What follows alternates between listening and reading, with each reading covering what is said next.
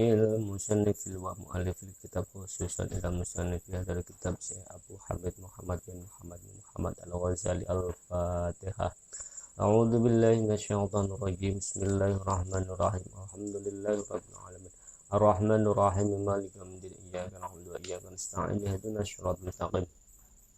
Shiratal ladzina an'amta 'alaihim ghairil maghdubi 'alaihim waladdallin. Amin. Bismillahirrahmanirrahim.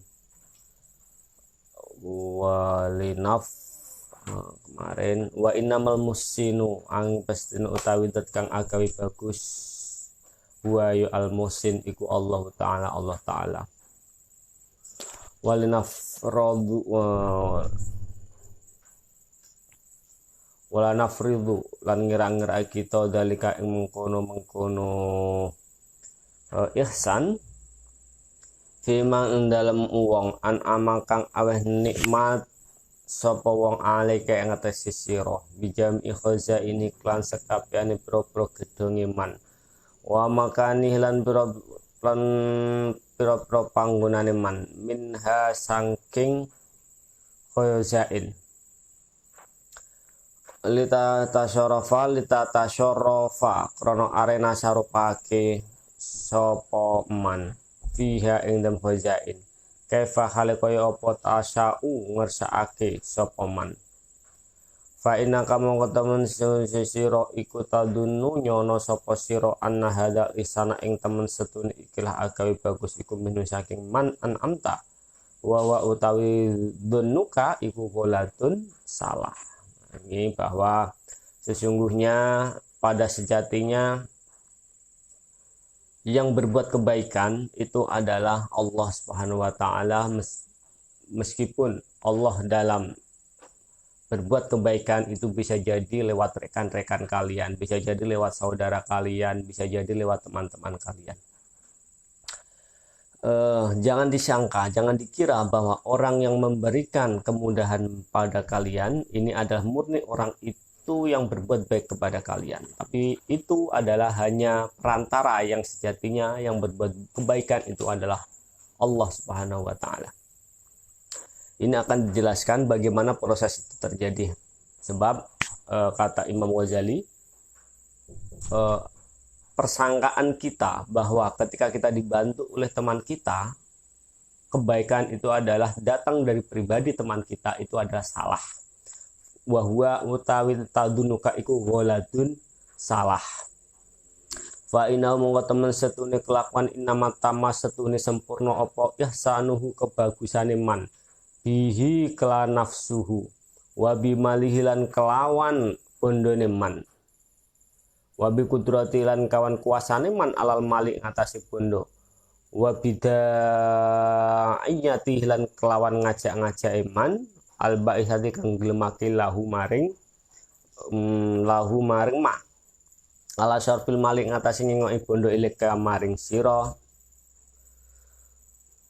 bahwa ketika seseorang ini kelihatan sempurna kebaikannya kepada kalian, misalkan dengan membantu secara finansial, membantu secara di luar finansial juga, misalkan membantu pemikiran, ini adalah sesuatu yang faman mongko utawi sapane wong aladi kang iku an amma aweh nikmat sapa aladi bi khalqi kelawan faman mongko utawi sapa gitu. Faman mongko utawi sapa iku aladi zat an amma kang aweh nikmat sapa aladi bi khalqihi kelawan makhluk aladi wa khalaqalan dadiake sapa aladi malahu ing bandane man wa khalaqalan dadiake sapa aladi qudratahu ing kuasane man wa khalaqalan dadekake sapa alladzi iradatahu ing kehendake man wa da'iyatihi wa da'iyatuhu lan kang ngajak wa da'iyatahu lan kang ngajak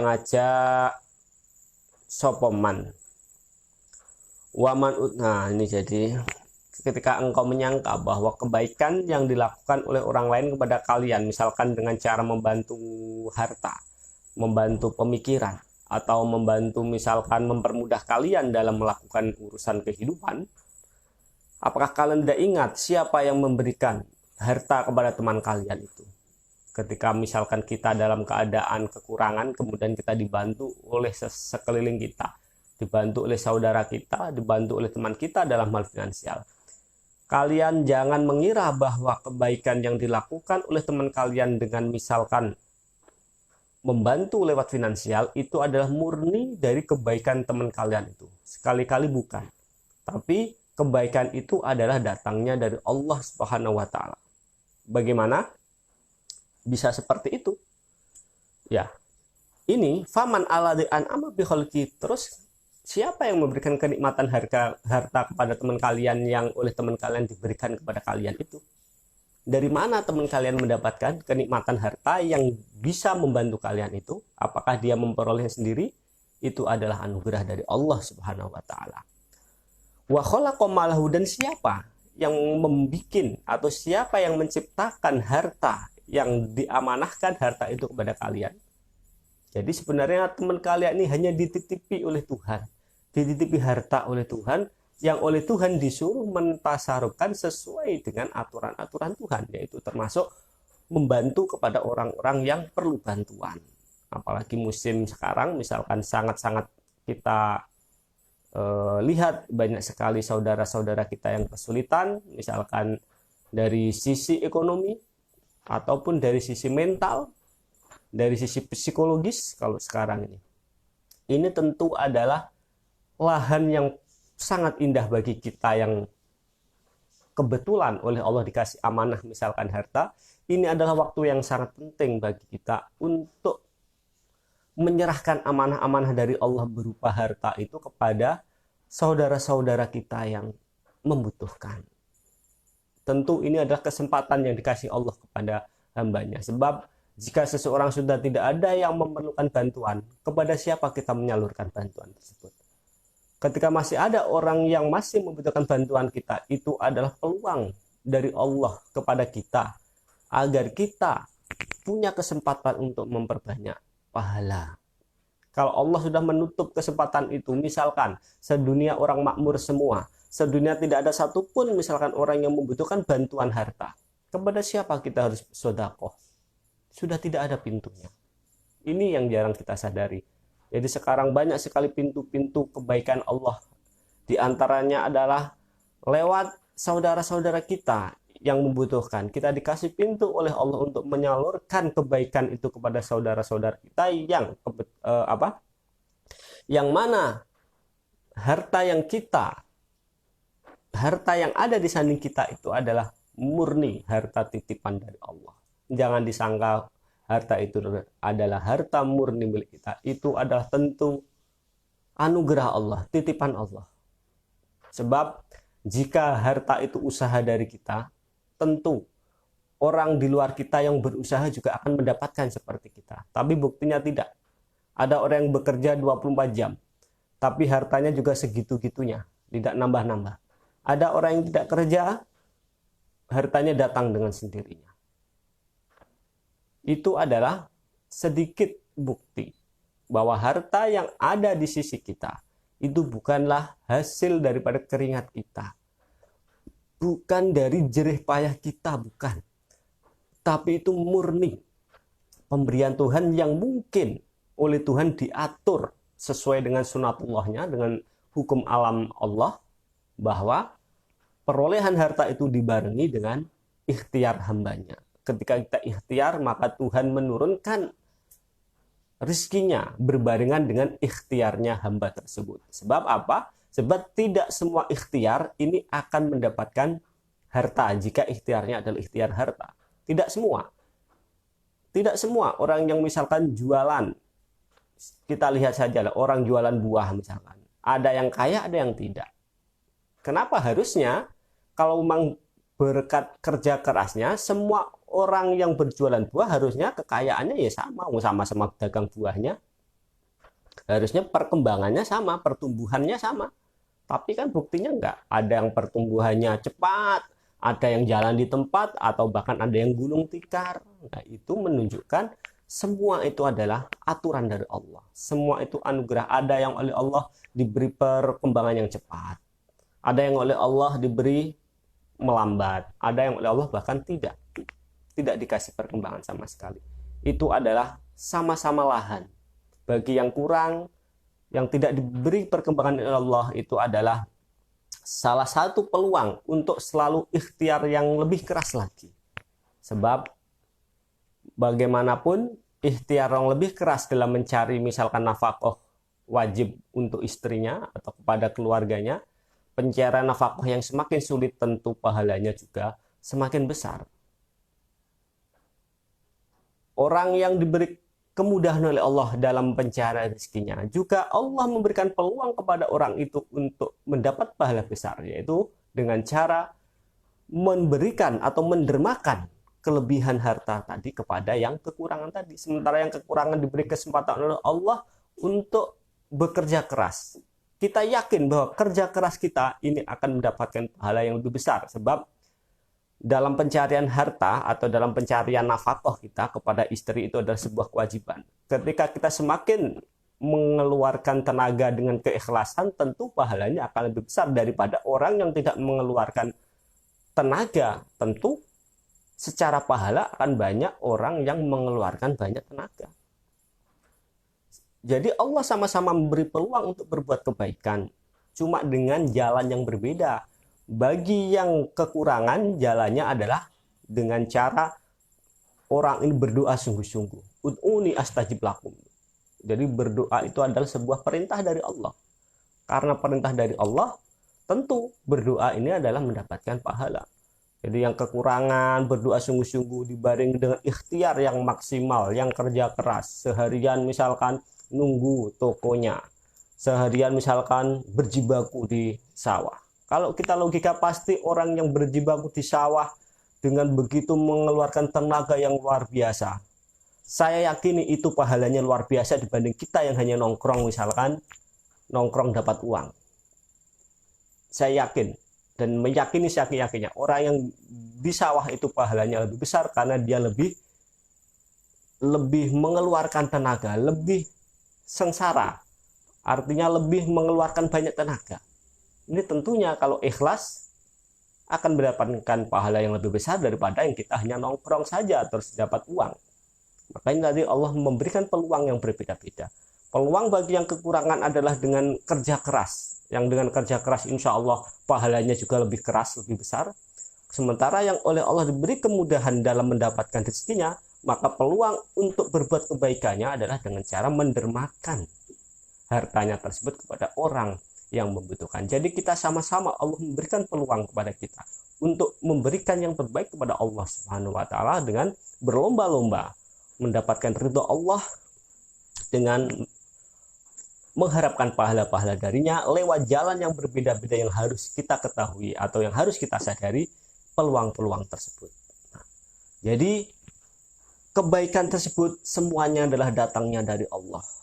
Maka bagi orang yang mendermakan hartanya kepada yang kekurangan tadi, itu adalah hartanya sudah disediakan oleh Allah, sudah dipersiapkan oleh Allah sebagaimana orang yang ikhtiar tadi. Sebab tadi kadang ikhtiarnya sama, tapi ternyata perolehan yang diikhtiari berbeda. Itu berarti sekali lagi bukan karena ikhtiar orang tersebut mendapatkan keluasan harta, tetapi murni karena pemberian Allah. Murni karena pemberian Allah. Demikian juga contoh yang lain, orang bikin toko misalkan. Ada yang cepat perkembangannya, ada yang lambat juga. Ketika perkembangan cepat, jika perolehan tokonya ini murni karena usahanya sendiri, tentu orang yang usahanya sama, toko awalnya sama, tentu perkembangannya juga akan sama. Misalkan di tempat yang sama, sama-sama di pasarnya, kan terbukti orang di pasar juga tidak kaya semua. Ada yang kaya, ada yang tidak, ada yang perkembangan usahanya cepat, ada yang tidak. Nah, ini menunjukkan bahwa ikhtiar tidak bisa dijadikan ukuran terhadap keberhasilan. Maksudnya ikhtiar ini tidak harus sama hasilnya dengan hasilnya. Maksudnya tidak harus ikhtiar ini tidak mencerminkan hasil. Ikhtiar ini tidak bisa mencerminkan hasil.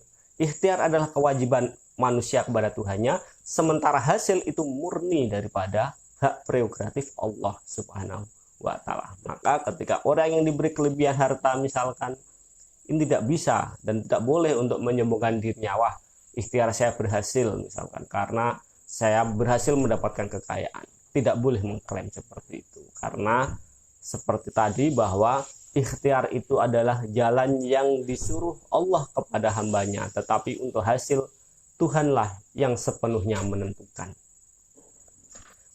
Sekali lagi kita kembali bahwa orang yang berbuat baik ini pada sejatinya adalah Allah yang berbuat baik kepada orang tersebut, dan Allah lah nanti yang menggerakkan hati orang itu untuk mendermakan hartanya kepada orang lain. Kita harus ingat dari mana harta orang yang didermakan itu. Saya misalkan mendermakan harta saya kepada tetangga atau teman saya yang kekurangan, maka saya harus menyadari bahwa harta yang saya keluarkan adalah harta titipan Allah, yang oleh Allah menggerakkan hati saya untuk bisa mengalihkan harta saya kepada orang yang membutuhkan. Nah, itulah sejatinya kebaikan, bahwa segala kebaikan itu datangnya dari Allah Subhanahu wa ta'ala. Kita sebagai hambanya hanya dititipi untuk menyerahkan titipan Allah itu kepada yang oleh Allah diberi peluang untuk menerima titipan yang kita ambil tersebut, atau titipan yang dititipkan oleh Allah kepada kita. Jadi siapa itu yang memberi nikmat? Nah, siapa yang memberi nikmat? Siapa yang menciptakan harta orang yang bisa berderma itu? Siapa yang menggerakkan hati orang yang berderma tersebut? Itu murni adalah Allah Subhanahu wa ta'ala. Wa man lan utawi sopo iku aladidat habbaka kang seneng ing sira ilahi maring man wa syarafalan ngengokake sapa aladi wajhahu ing wajeman ilahi maring sira wa alqalani baake sapa aladi final sing dalem awak dhewe ne man anna solaha dinihi ing temen sene kebaikan agama wang au dunya utawa dunane man iku fit iksane ing agawe bagus ilahi maring sira. Terus siapa yang menjadikan hatimu mencintai terhadap orang tersebut? Siapa yang menjadikan dirimu menghadapkan wajah kepada orang tersebut? Itu adalah semua murni gerakan dari Allah Subhanahu wa ta'ala.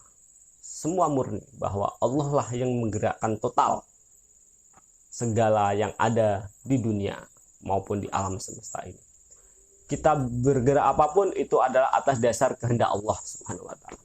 Tak ada satupun yang lepas dari skenario Allah Subhanahu wa ta'ala. Oleh karena itu, manusia dilarang sombong ketika misalkan dia dikasih kelebihan harta. Manusia dilarang sombong ketika dia diberi kemampuan yang lebih dibanding yang lainnya. Karena kemampuan apapun, misalkan kecerdasan kita tentang sesuatu, itu adalah murni titipan Allah.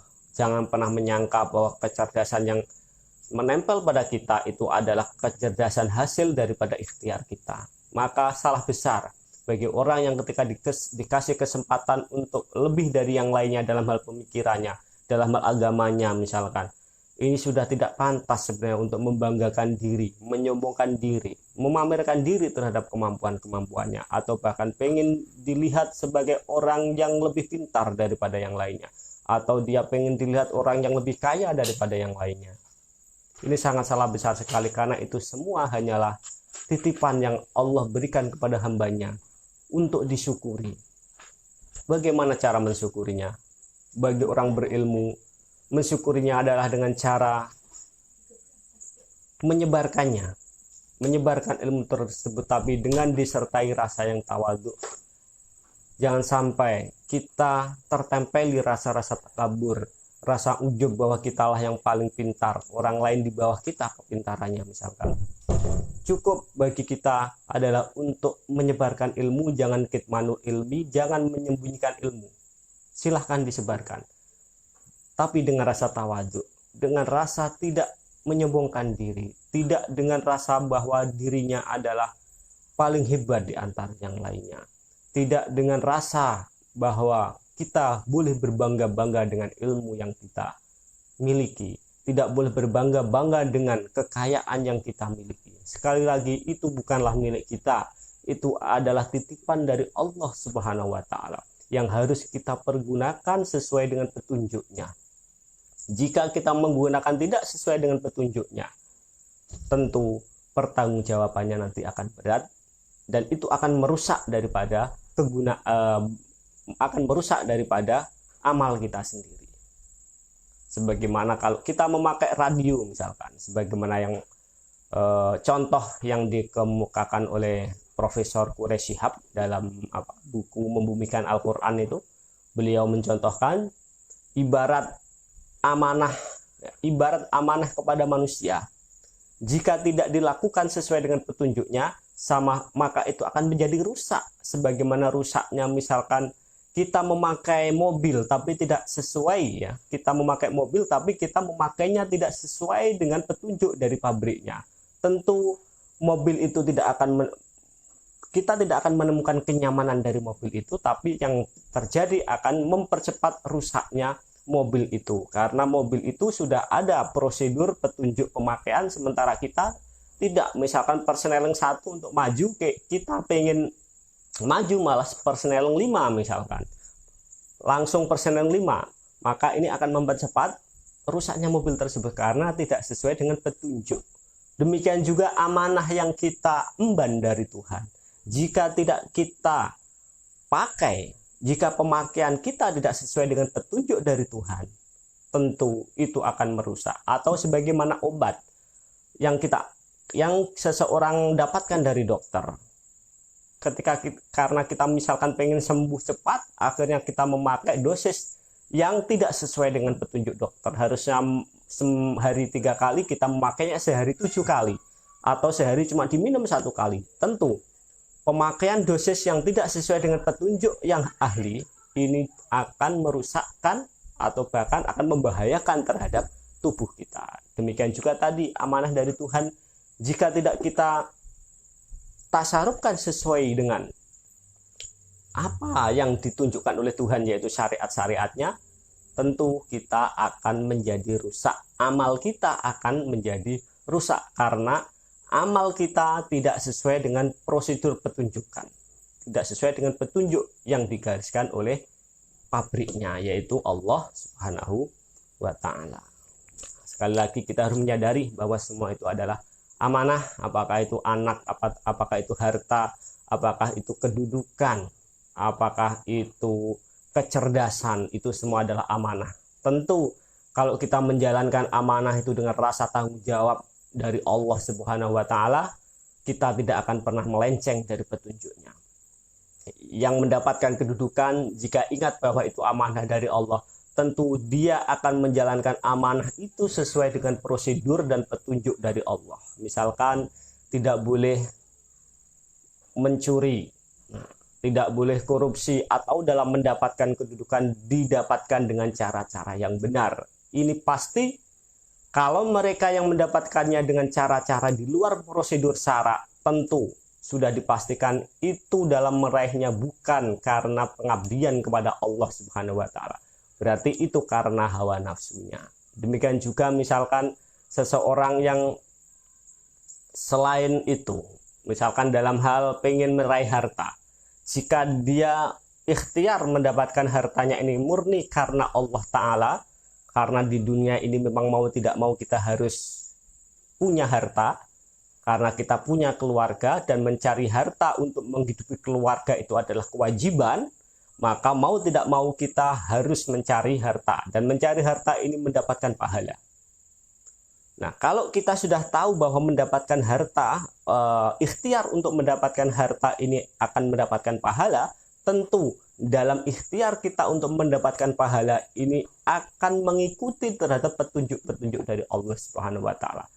Dan ketika seseorang sudah mengikuti petunjuk dari Allah tentang cara ikhtiar mendapatkan hartanya, dipastikan orang ini tidak akan melakukan pencarian harta dengan cara-cara yang tidak benar, misalkan dengan pencurian, dengan perampokan misalkan, atau dengan korupsi, atau dengan menipu.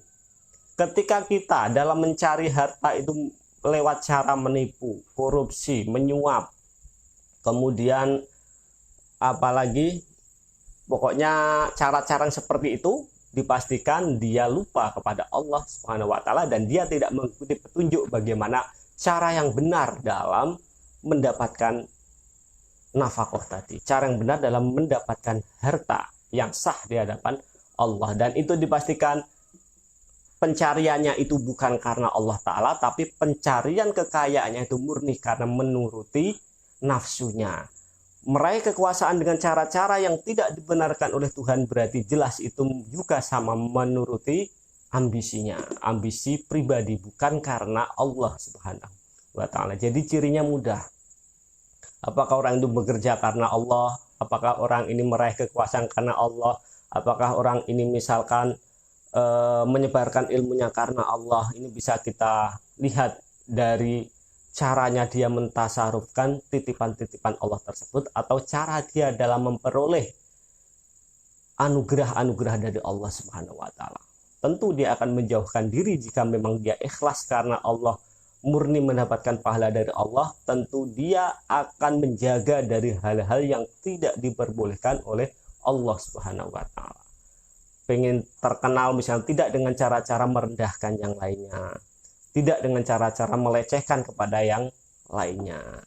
Jika dalam caranya dia dengan cara melecehkan, misalkan dengan cara menginjak-injak kepada yang lainnya, tentu itu jelas bukan karena mensyukuri nikmatnya Allah, tapi itu adalah untuk menuruti terhadap petunjuk hawa nafsunya sendiri, menuruti terhadap petunjuk ambisinya sendiri.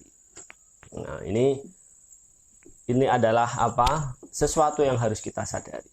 Ya, harus kita sadari. Sebagaimana kembali tadi bahwa semuanya itu datangnya dari Allah, maka kalau semua datang dari Allah, maka mau tidak mau harus kita persembahkan semuanya itu kepada Allah.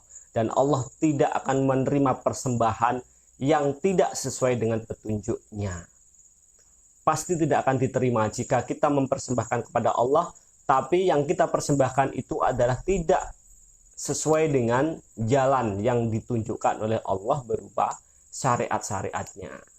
Seperti tadi, perolehan nafkah tidak boleh dengan cara yang tidak benar menurut syariat. Tidak boleh dengan cara menipu, tidak boleh dengan cara korupsi, ataupun juga dengan meraih kedudukan. Tidak boleh misalkan dengan tidak boleh dengan cara-cara yang tidak dibenarkan oleh Allah Subhanahu wa Ta'ala. Semua boleh. Kita bolehlah ya mencari harta, itu justru kewajiban dari Allah agar kita terhindar dari sifat meminta-minta, agar kita terhindar dari sifat tomak, agar kita terhindar dari sifat-sifat yang tercela. Itu adalah kewajiban bagi kita untuk mencari anugerahnya. Cuma kita harus menuruti tata caranya yang benar menurut Allah Subhanahu wa Ta'ala, yang mana sudah dijelaskan secara panjang lebar di dalam bab kitab-kitab fikih, di dalam bab dalam bab salam, bab qiraat, kemudian bab-bab yang lainnya, bab ada itu ijarah dan sebagainya. Itu di sana sudah ada aturan-aturannya. Jangan sampai kita keluar dari aturan itu, karena itu akan berakibat terhadap keharaman apa yang kita peroleh dari yang seharusnya menjadi pahala, malah berbalik menjadi neraka atau menjadi dosa. Yang harusnya mencari harta ini kita mendapat pahala karena kita mengharapkan ridho Allah dengan cara mencari harta yang halal, karena memang kewajiban kita adalah mencari harta di dunia ini untuk memberikan nafkah kepada anak istri kita, kepada keluarga kita, kepada diri kita sendiri. Tapi justru yang harusnya mencari nafkah ini mendapatkan pahala, justru berbalik malah mencari nafkah mendapatkan dosa karena dengan cara-cara yang salah menurut syariat. Walaula kullun lan lamun ora ana utawi sekabehane, walaula kullu dalika lan lamun ora ana utawi sekabehane mengkono-mengkono khalaqa maluhu lama atoka mongko yekti ora paring ing sira habatan ing sak biji min malhi saking bondone man. wa mahma salato ang dalam ari kalene nguwasaake sapa Allah ana intense man adawa ing perkara kang ngajak wa qararalan nguwatake finafsi ing dalam awak dhewe memang anna sholaha dinihi ing temen sedune kebaikan agamane wong au dunyahu utawa kebaikan dunyane manfi ayu salima ing dalem masrahake sapa man ilai kambang sira malahu ing bondone man kana mengko ana sapa man iku maghuron kang den peksa mutoron kang pasti fiyadihi ing dalem kekuasaan iman. Fawasitatun mongko iku lantaran ya silukang temuka biha kelawan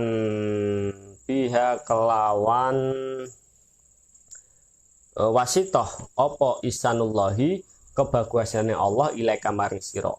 Wa sahibul yati utai wong kang anduane tangan iku mutoren kan terpeksa fidalika ing dalem mengkono iktok itiraron kelawan paksaan majrial ma'i kelawan kaya miline banyu fi juryanil ma'i ing dalem miline banyu fi ing dalem majrial ma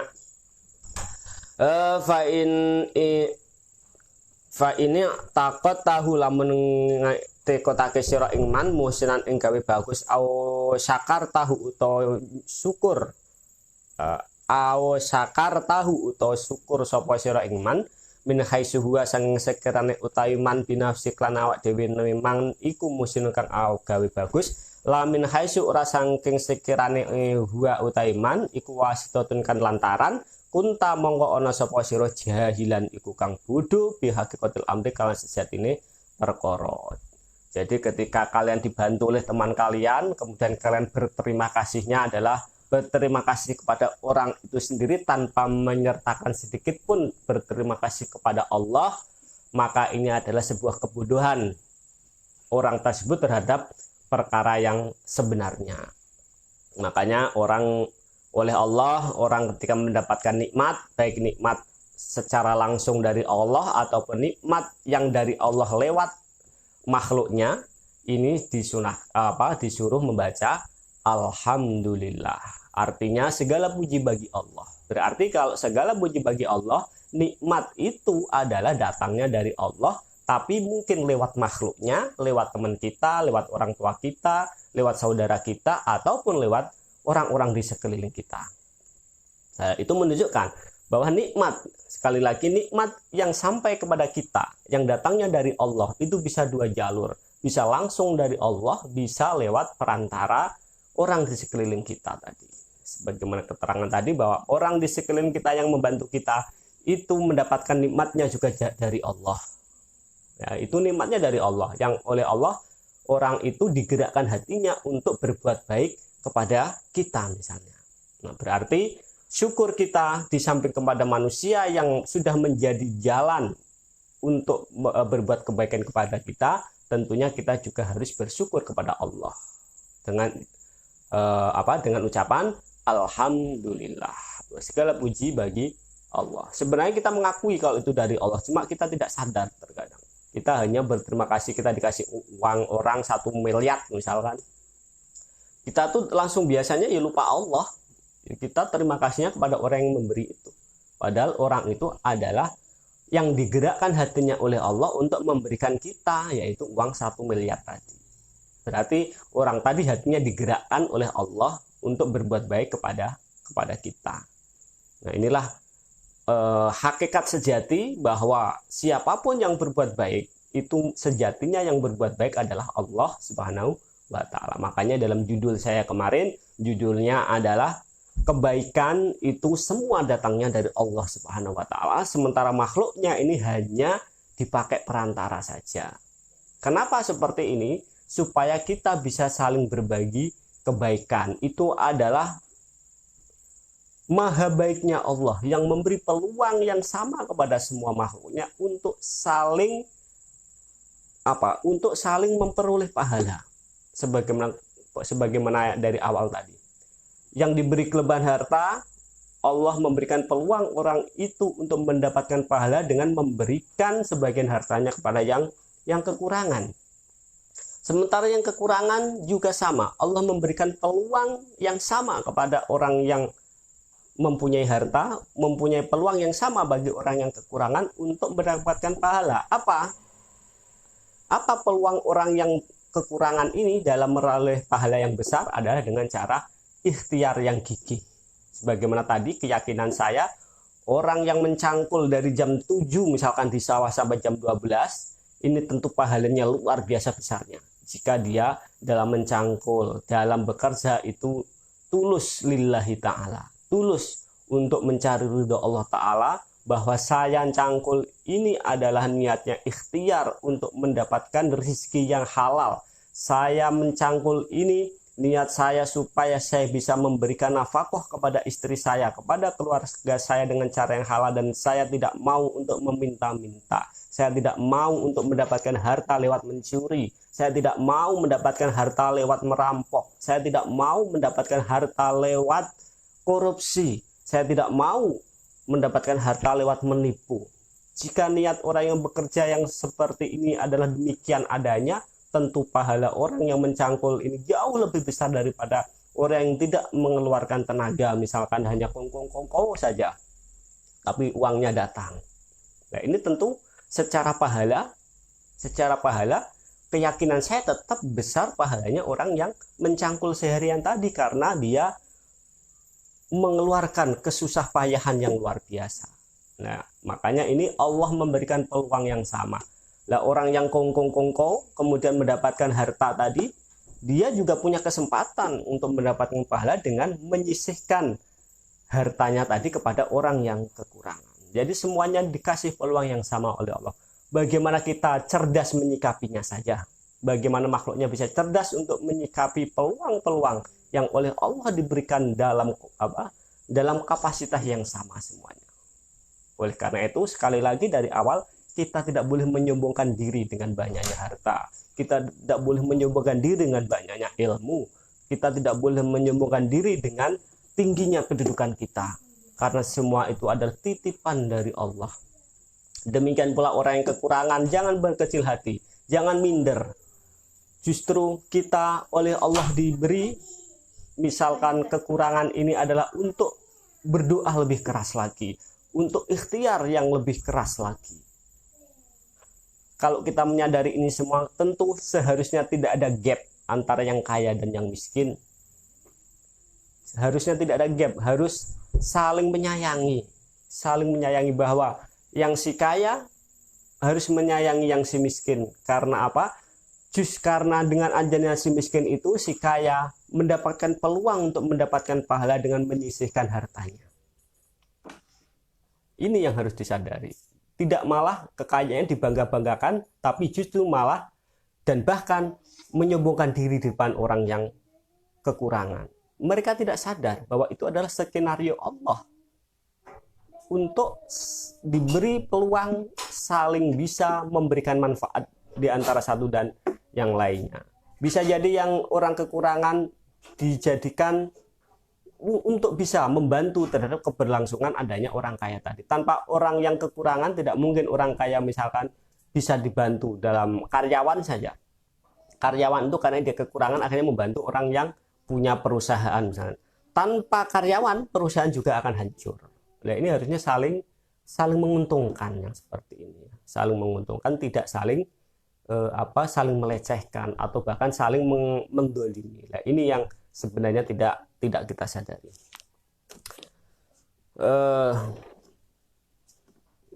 Nah, maka tangan seseorang ini hanyalah kepanjangan tangan, ya, kepanjangan tangan dari Allah Subhanahu wa taala.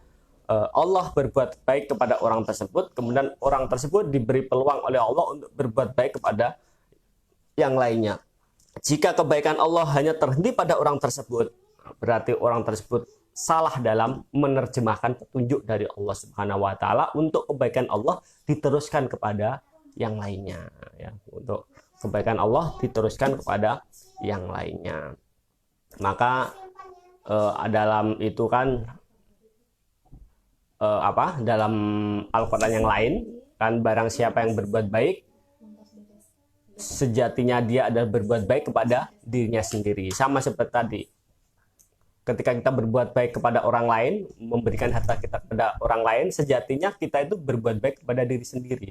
Yaitu apa? Itu memang kewajiban kita yang sudah diamanahi oleh Allah terhadap sesuatu itu untuk ditasarufkan kepada yang lainnya. Berarti kebaikan kita itu nanti akan kembali kepada diri kita, maksimalnya di akhirat.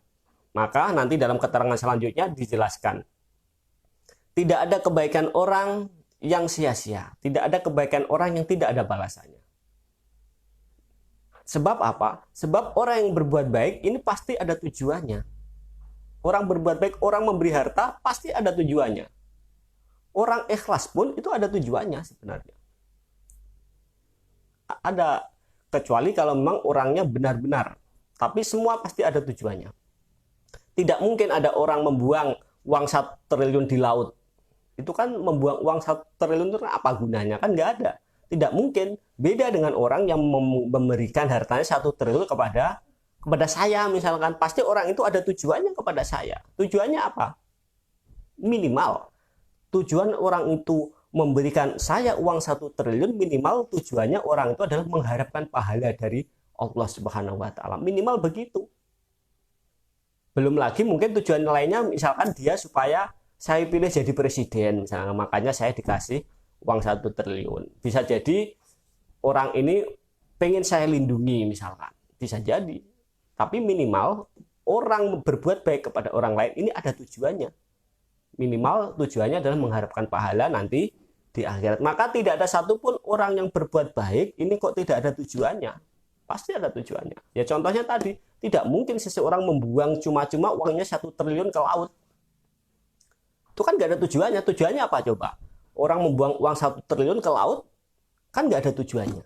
Dan itu tidak mungkin, mustahil orang seperti itu nggak ada. Makanya tidak ada orang yang berbuat baik kok tidak ada tujuannya. Tidak ada.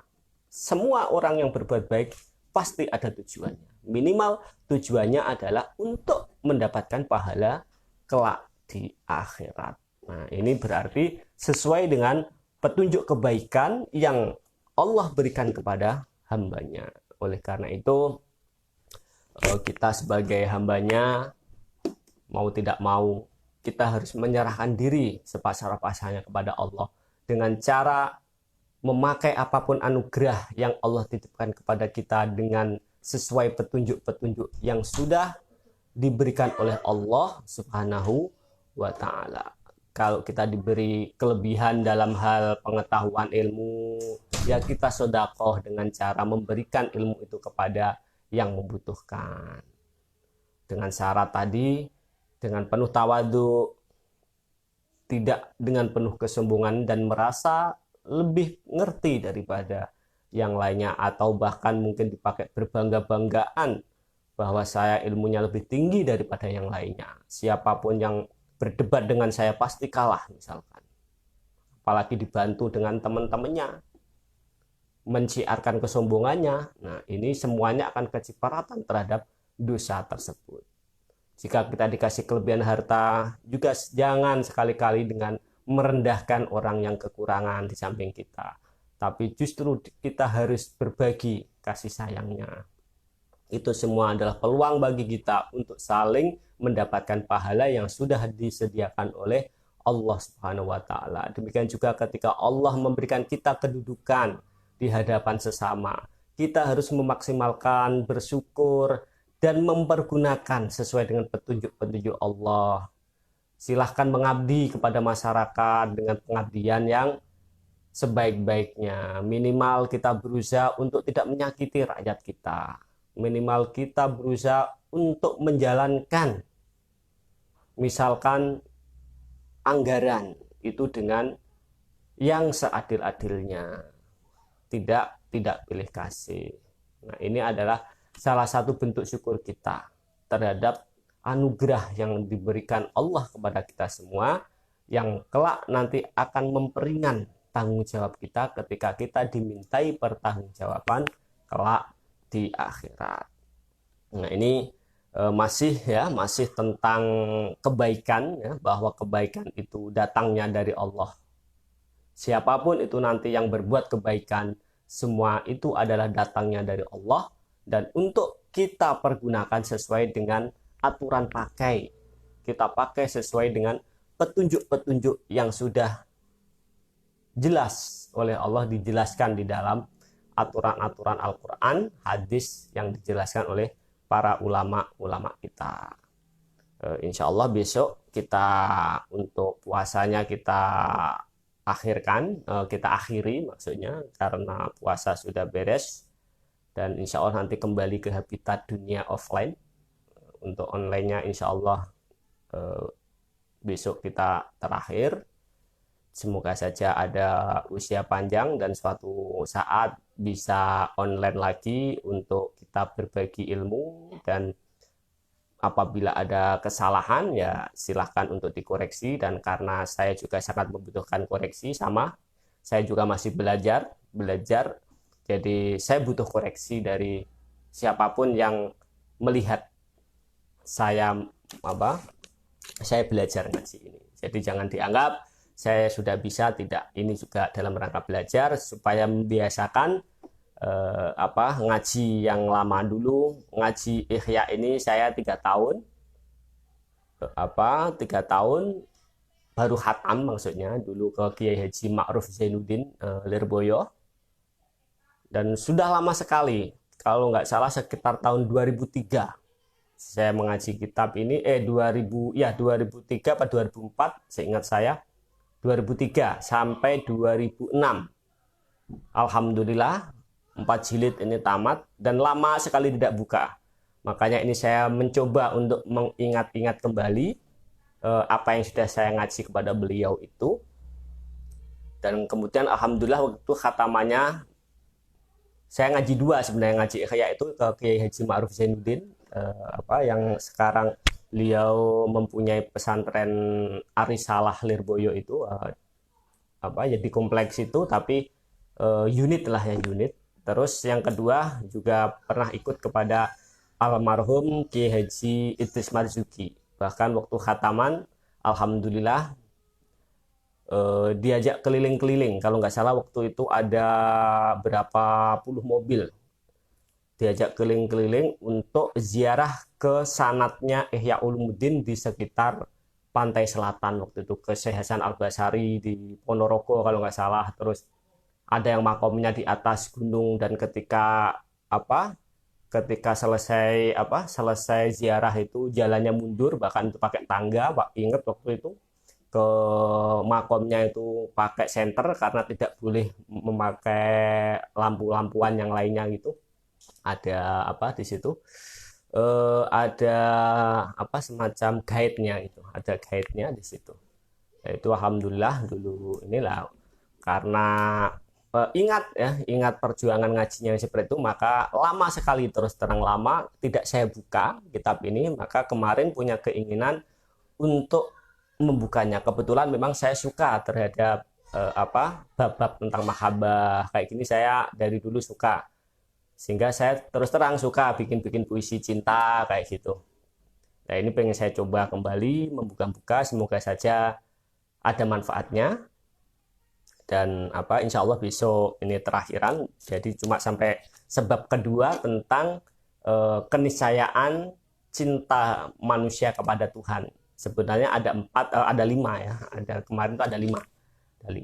Ya nggak apa-apa, karena memang waktunya cuma sebulan, dan di luar Ramadan ya mungkin saja kita akan kembali kepada offline-nya.